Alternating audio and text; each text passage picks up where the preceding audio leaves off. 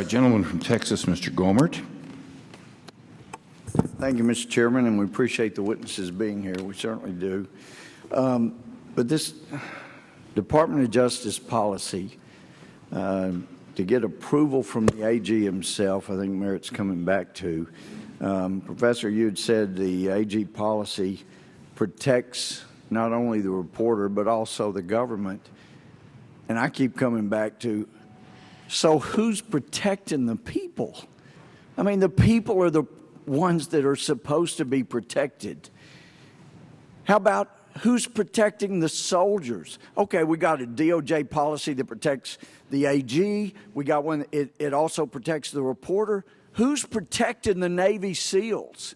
Who's protecting the one that gave us the information that got bin Laden? I mean, who is protecting those who are helping us? And I'm not getting the impression that we have anybody doing that right now.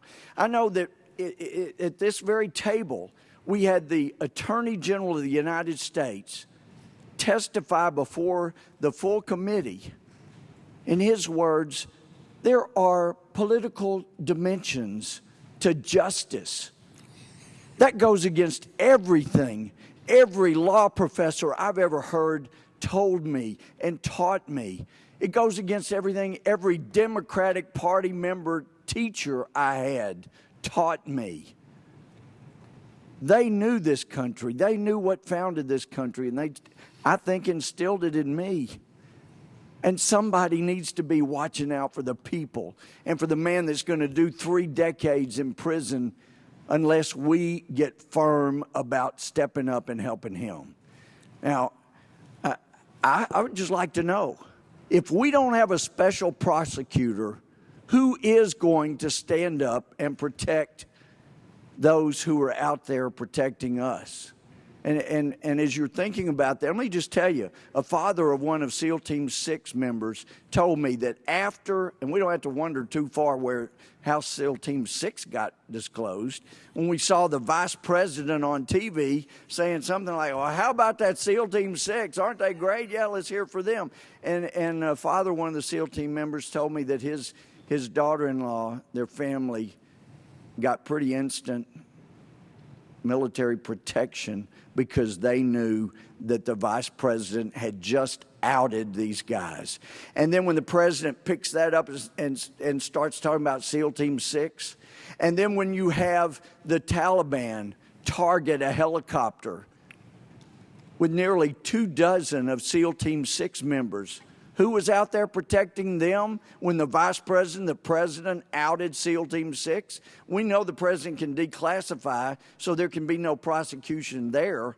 But how about in these other cases? Is there anybody else that you could propose that would actually be looking not out for the government, not out for the reporter, but for the people, for those who are trying to protect us, other than a special prosecutor? I'd really like to hear who it is. Well, Congressman, I think those are excellent points, and that explains why DOJ created this regulation in the first place. Let's go back to first principles.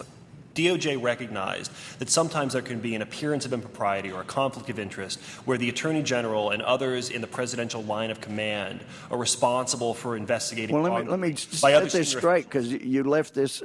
That's why we have this regulation. Are you talking about the one that requires the Attorney General who believes there are political dimensions to justice?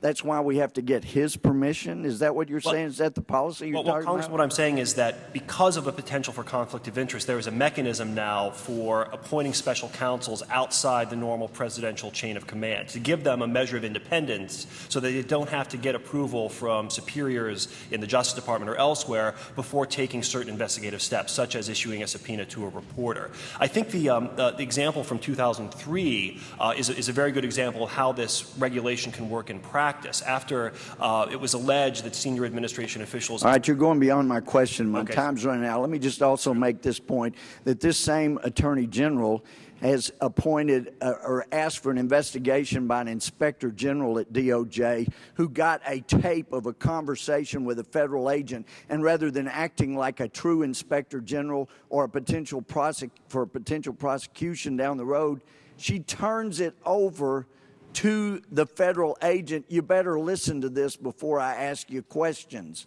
We've got a real problem in the Department of Justice if that's the kind of special investigations we get. And my time's up. I yield back.